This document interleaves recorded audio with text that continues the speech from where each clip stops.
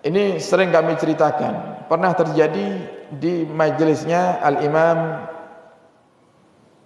Hasan bin Saleh Al-Bahr. Al-Imam Hasan bin Saleh Al-Bahr itu, Bapak Ibu, kalau buat majelis yang hadir luar biasa, banyak. Dan Imam Hasan bin Saleh Al-Bahr ini sangat teliti dengan jamaah-jamaahnya yang duduk di depan. Bahkan ada satu ustadz yang istiqomah selalu duduk di depan. Istiqomah selalu duduk di depan. Sehingga beliau Imam Hasan bin Saleh Al-Bahr ini sangat hafal dengan ustadz itu, karena sebab dia duduk di depan. Pernah satu hari ustadz itu tidak hadir majelis. Di pertemuan selanjutnya juga tidak hadir. Terus sampai lama tidak hadir. Beberapa kali pertemuan ustadz tidak pernah hadir. Kemudian suatu hari ustadz ini tiba-tiba hadir dan duduk di tempatnya semula. Al-Imam Hasan bin Saleh Al-Bahr melihat si ustadz yang sudah lama tidak hadir di majelisnya tiba-tiba hadir.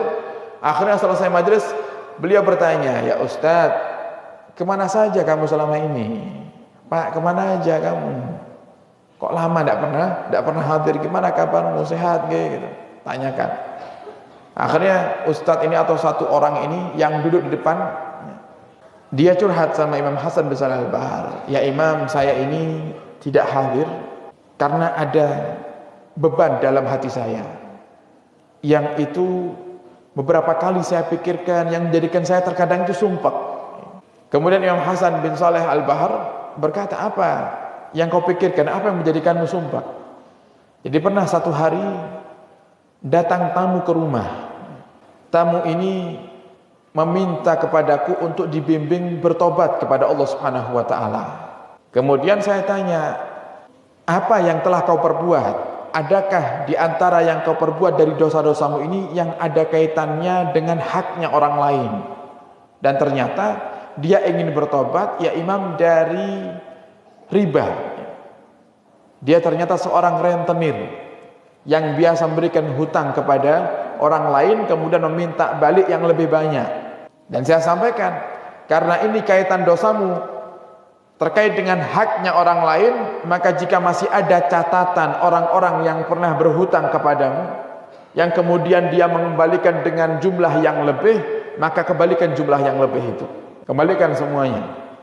Nah, kemudian dia mencoba untuk menyelesaikan. Dia kembalikan uang-uang riba atau uang rampasan-rampasan itu kepada pemiliknya masing-masing.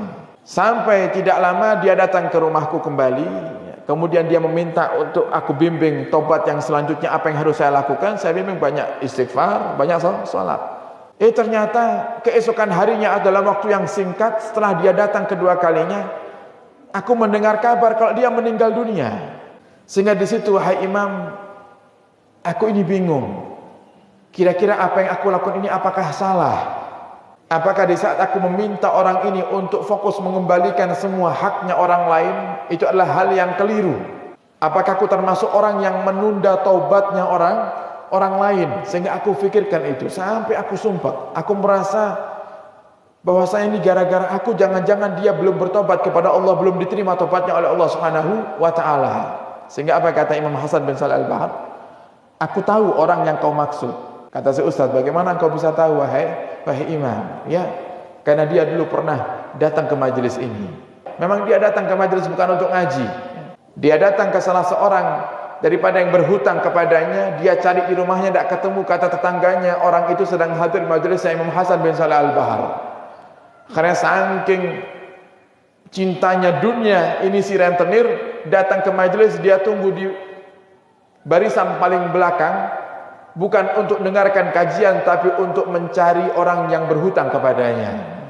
Akhirnya Imam Hasan bin Saleh Al-Bahr, beliau berkata, tidak ada satupun majelis yang selagi majelis itu dibangun lillah, karena Allah didirikannya, diadakannya karena Allah, bukan karena hawa nafsu, maka pasti majelis tersebut akan diberikan rahmat oleh Allah Subhanahu wa taala.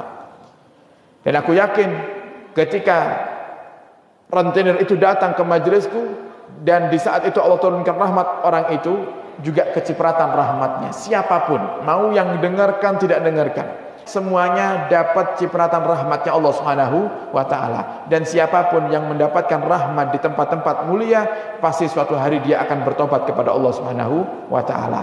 Sehingga kata Imam Hasan bin Shalih Al-Bahar, jangan khawatir, itu orang sudah diterima tobatnya oleh Allah Subhanahu wa taala.